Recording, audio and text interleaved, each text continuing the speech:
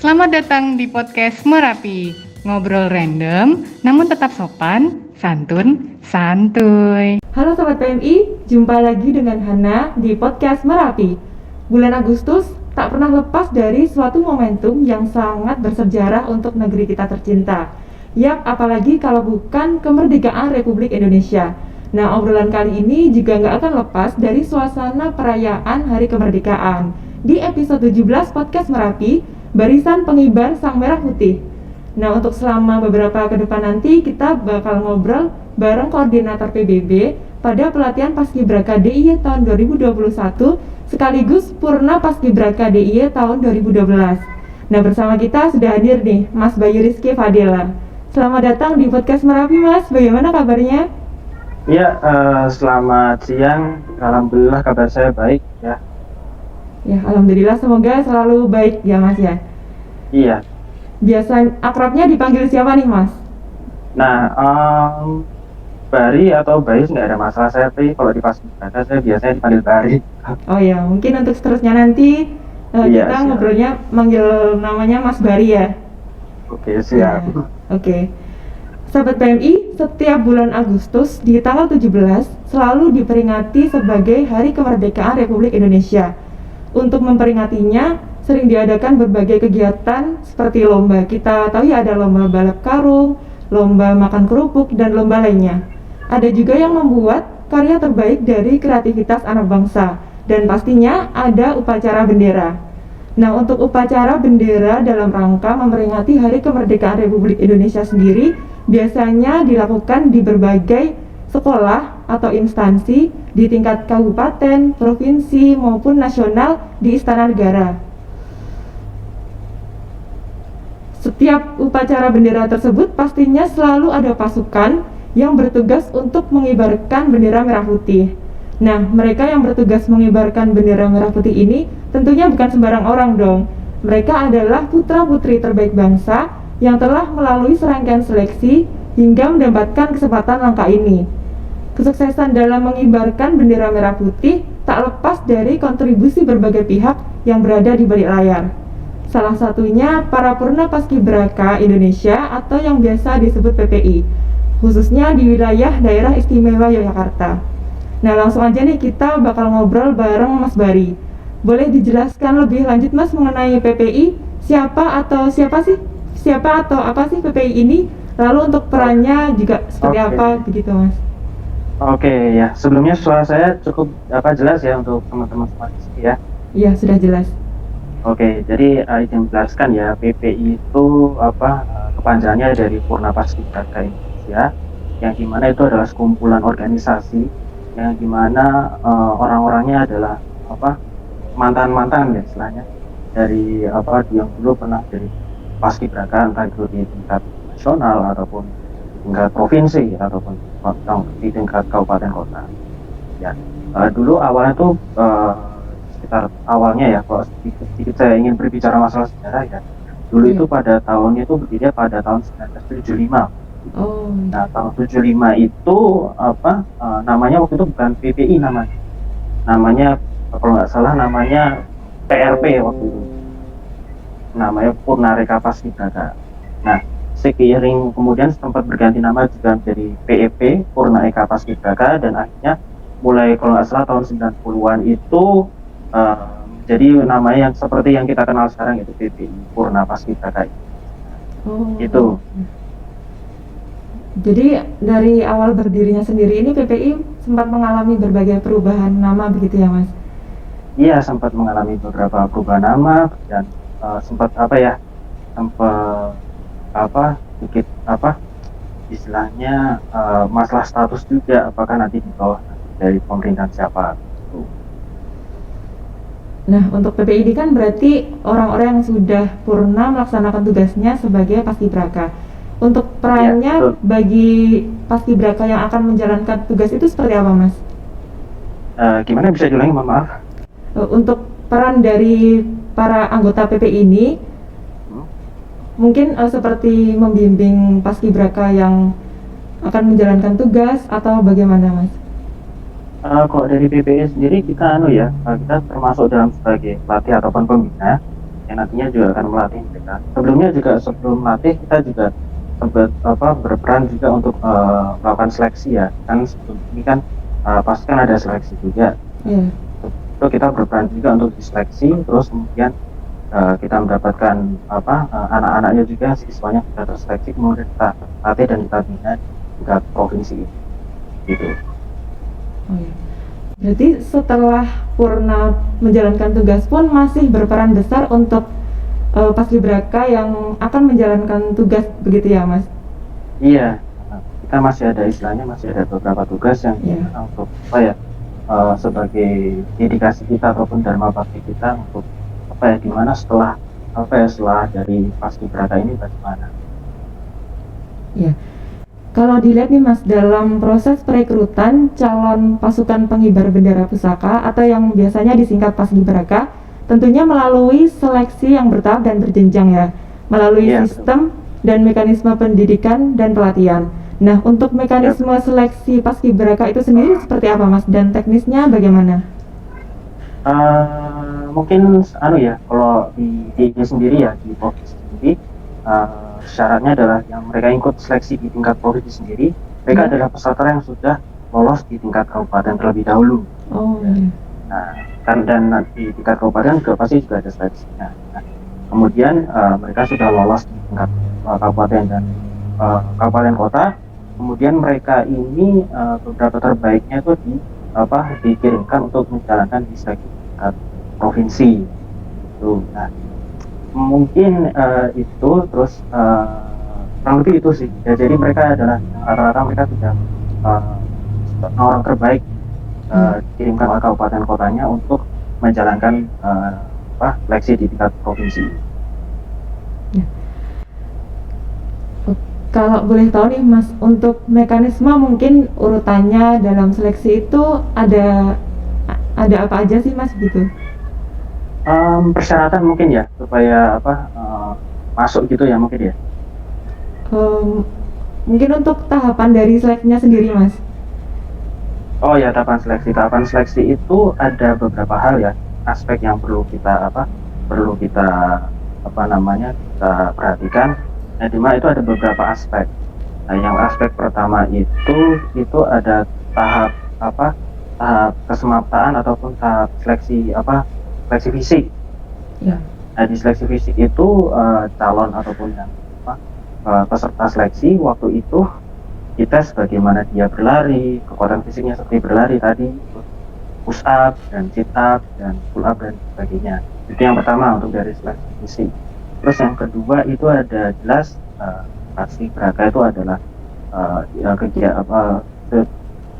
segala sesuatunya pasti kan tidak terlepas dari masalah baris berbaris.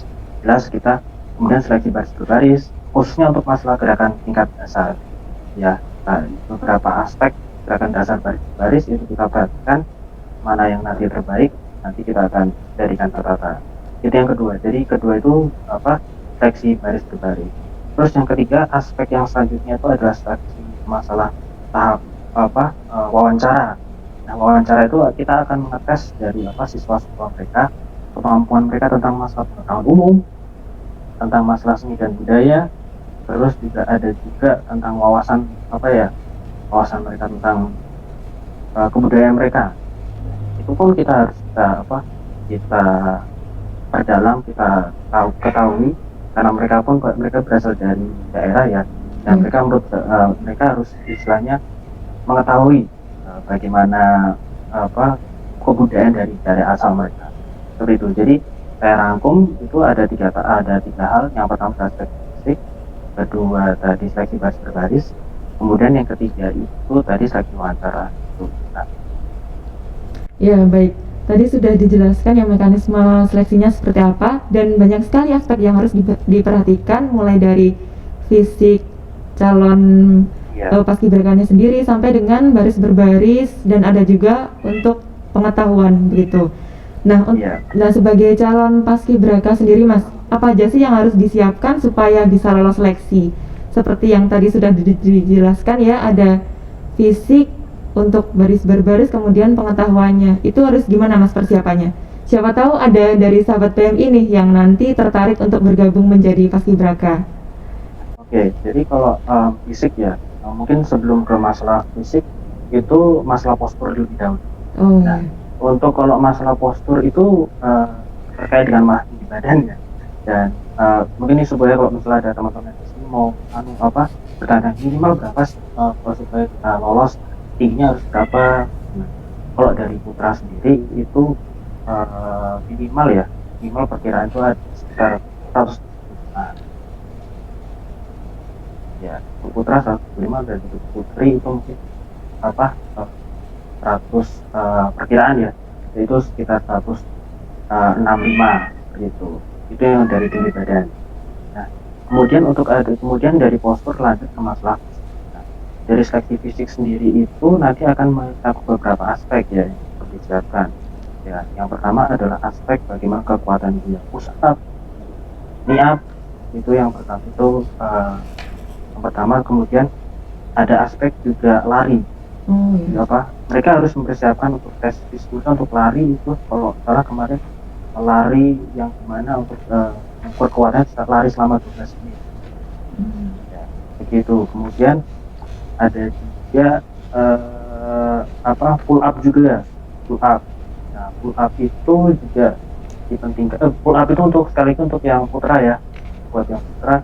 Terus kemudian buat yang putri itu ada chin up, begitu untuk yang dari putri. Ya. Kemudian lanjut ya ke masalah tadi yang masalah PBB ataupun baris berbaris. Baris berbaris itu sangat kita perhatikan juga. Dan yang kita perhatikan adalah gerakan dasar mereka ya, seperti hadap-hadap, terus ada jalan di tempat dan tegap dan hormat, itu. Terus selanjutnya ada seleksi wawancara juga. Nah, tadi sudah saya sampaikan ya awal. Jadi wawancara itu tadi mencakup beberapa hal, pengetahuan umum, ya, terus pengetahuan juga mencakup juga ada tentang masalah kemampuan mereka tentang pengetahuan umum. Misal kayak bagaimana sih bendera itu sejarahnya bagaimana, bendera pusaka itu kemerdekaan Republik Indonesia bagaimana itu. Terus kemudian ada juga berapa sih ukuran bendera, siapa yang bendera pusaka pertama kali, pengibarannya bagaimana dan sebagainya. Nah, juga ada pengetahuan juga tentang kemampuan mereka berbahasa Inggris, itu juga jelas ada.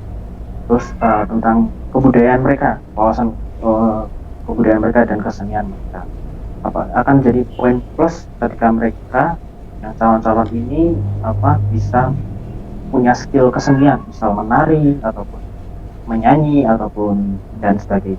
Mungkin cara garis seperti itu. Ya, wah ini tips dan trik untuk bisa lolos mengikuti paskibraka nih. Ya. Iya. Dan ternyata memang banyak sekali yang harus dipersiapkan dan mungkin dipelajari dahulu ya Mas sebelum mengikuti seleksi paskibraka itu. Iya, memang harus dipersiapkan karena memang istilahnya mereka ini adalah istilahnya bisa dibilang kenapa ketat seperti ini, karena mereka adalah bisa dibilang ada salah satu kita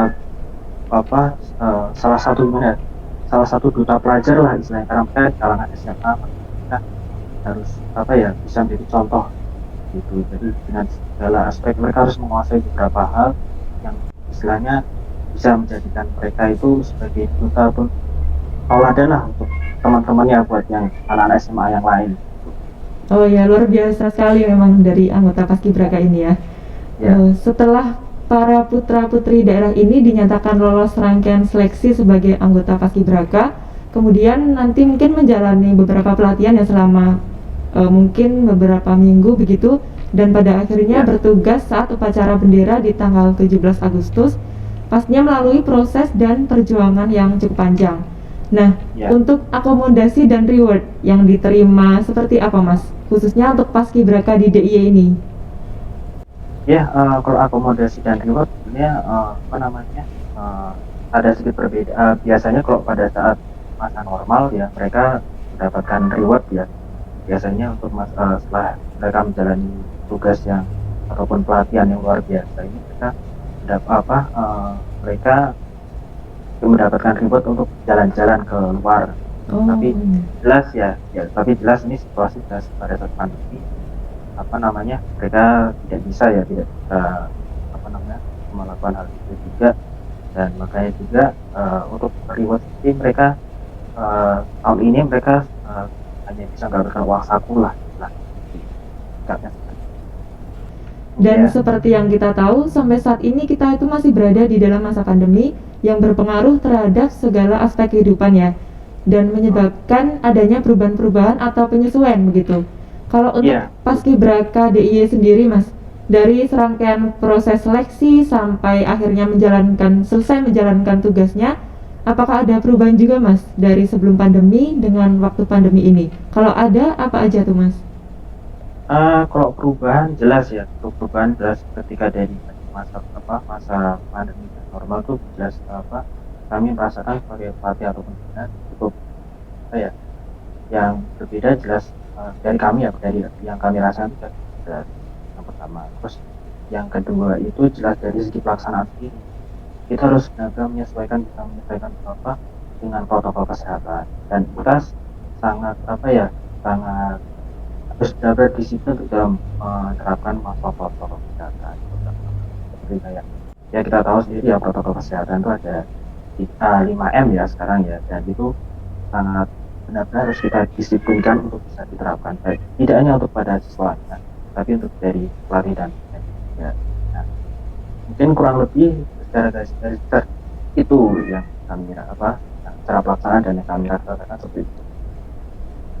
Iya, memang dalam masa pandemi ini kita harus pintar-pintar menyesuaikan begitu ya, Mas. Mau tidak mau ya harus betul. mengikuti segala protokol yang harus diterapkan di masa pandemi ini. Nah, Ya. kalau kita sebagai masyarakat umum itu kan hanya menyaksikan saat Paskibraka ini menjalankan tugas di tanggal 17 Agustus. Sudah berjalan lancar atau ada juga yang mengalami berbagai kejadian, mungkin dari faktor cuaca, sarana prasarana di lapangan, atau dari petugasnya itu sendiri. Nah, menurut Mas Bari nih, untuk jalannya penugasan Paskibraka DIY tahun ini gimana, Mas? Tahun ini sebetulnya cukup bisa dibilang cukup lancar ya. Iya. Artian dengan segala menurut kemungkinan kita juga dalam tahun ini kita memiliki banyak hambatan ya, karena kita juga bisa dibilang karena ini adalah kegiatan pertama Paskibraka pertama yang bisa dibilang dalam masa pandemi. Setelah tahun 2020 kemarin kan sempat tidak dilaksanakan ya, dan makanya tahun ini kita sempat banyak kendala juga dan hambatan juga yang intinya kendalanya secara kurang lebih bagaimana penerapan protokol kesehatan itu secara besar itu, dan kita berkali-kali juga menyesuaikan dari surat dari pusat itu bagaimana, dan bagaimana kebijakan dari pemerintah yang terkait dengan masalah pandemi itu. Jadi kurang lebih seperti itu. Ya, seperti yang telah dijelaskan Mas Bari tadi, prosesnya kan cukup panjang dan cukup banyak, Ya. memakan waktu yang tidak singkat juga.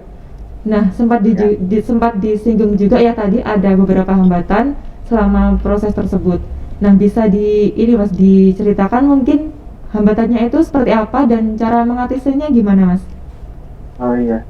Jadi hambatan itu mungkin saya kasih garis besar saja. Saya tidak bisa memberikan banyak hal. Jadi saya contohkan seperti ini.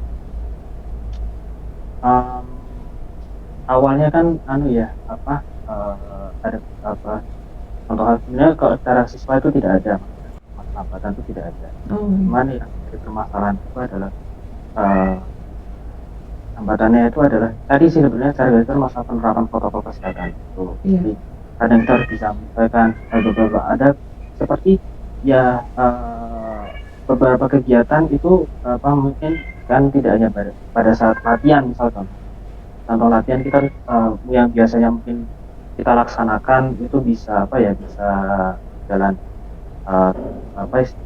biasanya tanpa menerapkan protokol kesehatan pada saat normal, kita harus melaksanakan dengan protokol kesehatan, dan di situ kita sempat kebingungan dari tim pelatih. Jadi tim pelatih sempat ini bagaimana. Nah, terus kemudian oke akhirnya kita mendapatkan solusi. Waktu itu kita memutuskan kita harus menyesuaikan dengan protokol itu. Ya, untuk tahun ini kan Mas Bari dipercaya untuk menjabat sebagai koordinator PBB pada pelatihan Paskibraka DIY ya. Iya betul. Ya, kalau kita kilas balik lagi dulunya Mas, ketika Mas Bari akan menjadi Paskibraka, nah sebenarnya apa sih motivasi dari Mas Bari untuk mau ikut Paskibraka pada saat itu? Oke, mungkin sedikit bisa dibilang nostalgia ya, waktu Iya. itu motivasi saya di ya dulu saya kalau beritahu tadi mungkin sudah disampaikan saya bertugas tahun 2012 itu udah mungkin sekitar 9 tahun yang lalu ya. Iya Mas. Iya, cukup tua berarti ya saya kan. Iya. Eh, jadi waktu itu dulu jelas ya saya itu waktu SMA awal dari siswa yang suka dengan apa namanya dunia baris berbaris ya. Dulu saya awalnya juga ketika di sekolah saya karena suka baris berbaris saya awalnya ikut ekstrakurikuler tahun inti. Oh iya. Nah, ekstrakurikuler tahun inti itu terus itu ada semacam motivasi ya. Ada dulu kakak kelas saya itu jadi apa jadi paskibraka juga ya. Waktu itu juga wah saya kepengen nih kalau jadi paskibraka kelas sampai gimana dapat bakalan dapat ini ya. Ya terus saya juga dekatin ya waktu itu kakak kelas itu gimana sih caranya jadi paskibraka waktu itu, apalagi eh, di sekolah saya kebetulan waktu itu ya pas saya boleh cerita Iya. termasuk langka. Oh. Terkadang tidak bisa tiap tahun mengirimkan paskibrakanya saya itu di tingkat kabupaten kota waktu itu zaman saya waktu itu.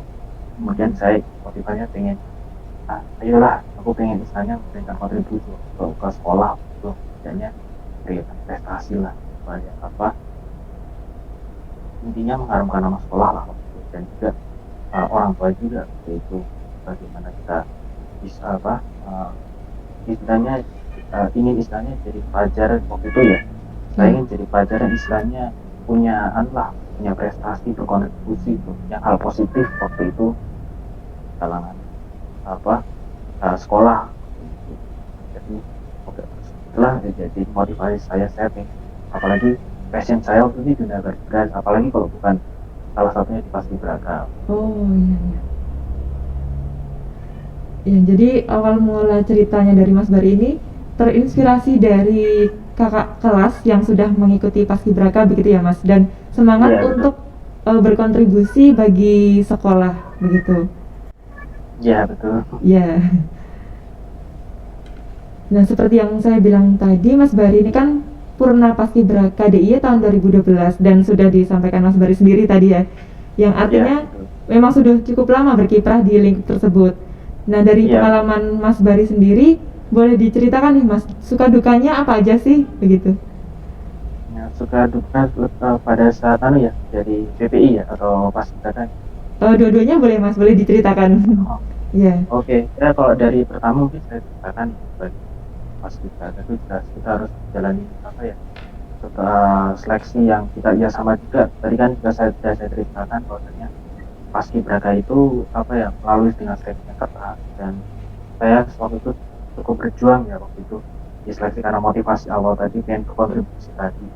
Nah, makanya saya pengen misalnya mempersiapkan segala satunya mulai dari persiapan, terus kemudian waktu itu saya ikut seleksi jalani dengan cukup ketat waktu itu seleksinya juga. Oh. Ya waktu itu seleksi cukup bisa dibilang saya harus karena waktu itu bisa dibilang lawan-lawan saya ataupun peserta saya juga berat waktu itu, makanya waduh ini awal waktu itu saya sempat ya teman-teman saya waktu itu atau untuk peserta seleksi yang lain waduh kok rasanya bagus-bagus nih posturnya, yang lain-lain juga kok pada bagus-bagus nih, waktu saya sempat merasa seperti itu. Oh iya. Nah terus oke lah, tapi saya yakin lah waktu itu kita jalan pada di tahapan beberapa tahapan tadi yang sudah disampaikan ya. Tadi ada fisik juga garis dan wawancara tadi yang saya lewati, pokoknya yakin gitu ya. Itu terus waktu itu juga setelah seleksi saya bisa dibilang waktu itu uniknya saya ada pengalaman waktu itu bisa dibilang saya itu termasuk beruntung ya bisa masuk paskibraka itu karena pada saat itu ya pada saat pengumuman waktu itu ditempel saya bisa dibilang waktu itu saya ranking bawah sendiri waktu itu. Oh, Iya, waktu iya. itu termasuk beruntung itu. Nah, dari sekian peserta itu apa namanya? Saya di apa dan itu sudah ranking.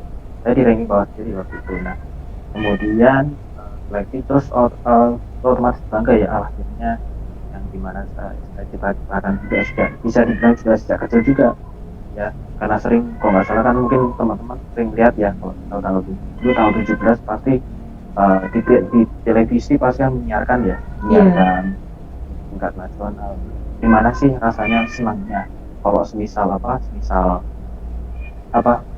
bisa ketemu dengan pejabat waktu itu gimana rasanya bisa mengibarkan bendera merah putih dan disaksikan oleh banyak orang otomatis waktu itu ketika saya keterima saya bangga sekali jadi bilang bangga itu akhirnya yang saya cita-citakan tercapai waktu itu dan kemudian jelas ya setelah seleksi harus menjalani pelatihan dan bisa dibilang pelatihannya cukup keras cukup keras juga Oh, dan ya kalau gimana kalau misal kita nggak punya semangat yang apa ya tekad yang kuat itu apa namanya kita bakalan apa ya bakalan bisa dibilang gampang apa ya istilahnya bakalan loyo lah waktu itu benar-benar apa ya benar makanya yang untuk dari tips untuk bisa dari itu harus penuh semangat apapun yang terjadi harus tetap semangat ya eh, harus kuatkan mental dan fisiknya itu sih kalau dari saya waktu jadi paskibraka dan akhirnya saya sukses ya menjalankan tugas waktu itu di iya. tanggal 17 Agustus 2012 seperti itu. Nah, mungkin itu sih kalau cerita saya sebagai paskibraka yang paling berkesan waktu itu dan di apa sebagai paskibraka. Nah, mungkin kalau sebagai PPI ya sebagai pelatih ataupun pembina Iya. uh, banyak hal ya yang bisa juga lebih banyak hal lagi yang bisa saya ceritakan tapi secara garis besar juga uh, bagaimana kita apa ya menghadapi banyak kesulitan ketika menjadi pelatih pembina bagaimana kita apa tentunya pasti banyak kendala ya ketika kita melatih apalagi uh, uh, ketika suka dukanya ya kita harus benar-benar bisa kadang ya kalau dari kesibukan ya karena kami waktu itu PPI juga mayoritas juga seorang mahasiswa juga kami harus bisa mengatur waktu kita melatih dengan kita berkuliah dan di bangku kuliah kita bisa mengatur waktu itu dan apalagi juga tantangannya ya tantangan luar biasa kami dapatkan di tahun 2021 ini ya Iya. ya ketika mereka itu kami harus apa ya bisa dibilang harus kita akui untuk masalah SDM tahun ini itu pasti berbeda ya dengan apa tahun sebelumnya dan biasa pada saat waktu normal Oh, karena iya. jelas ya, Iya. kalau tahun ini tuh siswa-siswanya kan jelas ya mereka harus menjalani sekolah melalui online ya bisa dibilang. Iya, benar. Nah otomatis mereka itu karena online mereka tidak ada ya tidak mendapatkan pembinaan secara berkelanjutan ya mungkin bisa dibilang kalau paskibraka itu ya program inti ya, sama halnya kalau misal kayak contoh ya di PMI ini kan di sekolah kan ada kalau nggak salah ada ekstrakurikuler AMR ya waktu itu ya Iya, benar. jadi sama halnya juga jadi apa ya tidak ada pembinaan pembinaan di sekolah bahkan di tingkat kabupaten kota itu juga tidak begitu banyak makanya kita kita harus bisa bekerja keras bisa sukses mensukseskan juga paskibraka di tahun 2021. Iya, banyak sekali kisah dari Mas Bari tadi ya. Banyak juga hal yang berkesan saat menjadi paskibraka maupun saat bergabung menjadi PPI dan membimbing anggota paskibraka yang akan bertugas. Nah, Iya, iya, ternyata menarik sekali ya di balik layar dari para barisan pengibar Sang Merah Putih dalam rangka menjalankan tugas saat upacara bendera memperingati Hari Kemerdekaan Republik Indonesia. Selama ini kita hanya tahu dan menyaksikan performa yang bagus dan rapih dari para putra-putri terbaik bangsa ini. Nah, sekarang kita jadi tahu nih bagaimana perjuangan yang mereka lakukan untuk bisa terpilih menjadi anggota Paskibraka. Ternyata di balik performa mereka yang bagus, ada banyak hal yang dikorbankan, mulai dari tenaga, waktu, pikiran, dan hal lainnya. Tidak hanya itu, persiapan yang matang juga menjadi salah satu faktor keberhasilan dalam menjalankan tugas. Rasa lelah pengorbanan dan perjuangan yang dilewati terbayar lunas dengan rasa bangga melihat kibaran merah putih yang berkibar dengan sempurna. Oke, untuk yang terakhir nih Mas, sebagai penutup, mungkin ada sepatah dua patah kata yang mau disampaikan ke sahabat PMI yang sedang nonton podcast ini nih. Silakan Mas. Mungkin sebagai penutup ya, saya ingin menyampaikan ini ya. Khususnya untuk tahun 2020 sampai 2021 ini kita menjalani masa pandemi ya, dan dimana kalau kita itu tidak secara umum ya kita menjalani masa pandemi, dimana kita dituntut ya untuk menyesuaikan misalnya bisa untuk berdamai ya dengan situasi seperti ini ya, lainnya juga. Nah, tentunya masa pandemi ini cukup sulit ya, istilahnya tidak semua orang bisa mudah menjalaninya, bahkan banyak orang yang kesulitan juga. Nah, tidak hanya di Paskibraka sendiri, pasti di aspek lain juga. Nah, yang ingin saya sampaikan mungkin ingin memberikan motivasi ataupun semangat kepada lain ya, istilahnya di sini kita harus istilahnya jangan pandemi ini jangan membuat kita terus semakin mungkin oke lah banyak ya aspek-aspek istilahnya tidak bisa dilanjutkan dalam masalah dalam pandemi. Nah, yang saya sampaikan adalah kita harus tetap semangat ya, kita harus tetap semangat dalam pandemi ini hingga nanti selesai ya, karena pasti apapun itu pasti ada jalan ya. Ada pepatah ya, di mana ada kemauan, ada semangat, pasti ada jalan. Nah, itu seperti contohnya juga pada saat Paskibraka ini. Bisa dibilang tahun ini juga tadi sudah saya sampaikan juga banyak kesulitan, banyak hambatan, banyak banyak hal-hal yang perlu disesuaikan pada tapi apapun itu kita harus tetap semangat, tetap punya tekad yang kuat untuk istilahnya bisa menjalankan dan melaksanakan tugas yang kita tahun sekali ini dan istilahnya tidak benar-benar berat, bahkan lebih berat dari kita tahun. Nah, kuncinya adalah tetap semangat, kita harus tetap bisa punya tekad yang kuat untuk bisa menghadapi Paskibraka di tengah pandemi, dan pasti ada jalan untuk bisa mensukseskan kegiatan 17 Agustus ini supaya tetap bisa sukses. Itu kuncinya seperti itu dari saya ya. Ya, luar biasa sekali. Kita tetap harus semangat meskipun dalam kondisi pandemi yang banyak keterbatasan ini ya Mas. Iya, betul. Ya, terima kasih Mas Bari yang sudah meluangkan waktunya untuk mampir di podcast Merapi. Semoga Mas dan sekeluarga senantiasa diberi kesehatan dan selamat melanjutkan aktivitas kembali ya Mas. Iya, siap. Terima kasih juga teman-teman PMI di IE juga. Iya, sama-sama Mas, terima kasih kembali. Sahabat PMI, banyak yang sudah kita obrolin bareng Mas Bari tadi ya, mulai dari persiapan menjadi anggota Paskibraka, kemudian proses pelatihannya bagaimana, kemudian ketugasan pada saat upacara peringatan kemerdekaan Republik Indonesia tahun 2021 di DIY ini. Lalu seperti apa akomodasi dan reward yang didapatkan oleh anggota Paskibraka tersebut, sampai pengalaman Mas Bari sendiri selama berkiprah di lingkup tersebut. Dan dapat kita petik salah satu hikmah nih, hasil yang hebat lahir dari perjuangan dan proses yang luar biasa pula. Dan melalui podcast Merapi episode 17 ini, kita tahu bagaimana semangat dan perjuangan anggota Paskibraka untuk memberikan penampilan yang terbaik saat bertugas pada upacara peringatan Hari Kemerdekaan Republik Indonesia. Nah, obrolan kali ini cukup sampai di sini dulu ya sahabat PMI. Tapi tenang, keseruan lainnya akan hadir di episode-episode yang akan datang, tentunya hanya di YouTube channel PMI DIY. Jangan lupa di like, komen, subscribe, share, dan nyalakan juga lonceng notifikasinya agar nggak ketinggalan episode selanjutnya.